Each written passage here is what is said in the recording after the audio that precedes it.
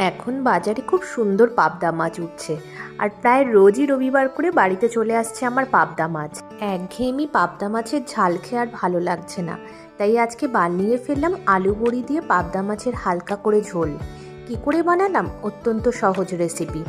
একটু মশলা হিসাবে নিয়েছি সামান্য জিরে গুঁড়ো আর একটু সামান্য আদা, ব্যাস হয়ে গেল।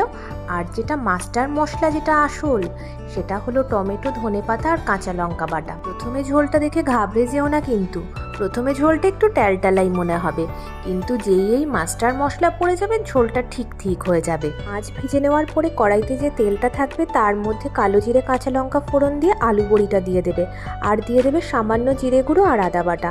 তারপর জল দিয়ে একটু ফুটতে দেবে, তারপর দিয়ে দেবে মাস্টার মশলাটা। ব্যাস কিছুক্ষণ ফুটিয়ে নাও, মাছ ছেড়ে দাও, ব্যাস হয়ে গেল রেডি। দেখো কীরকম ঘন হয়ে এসছে। ভালো লাগলে লাইক সাবস্ক্রাইব করতে কেউ ভুলো না আমার চ্যানেলটাকে।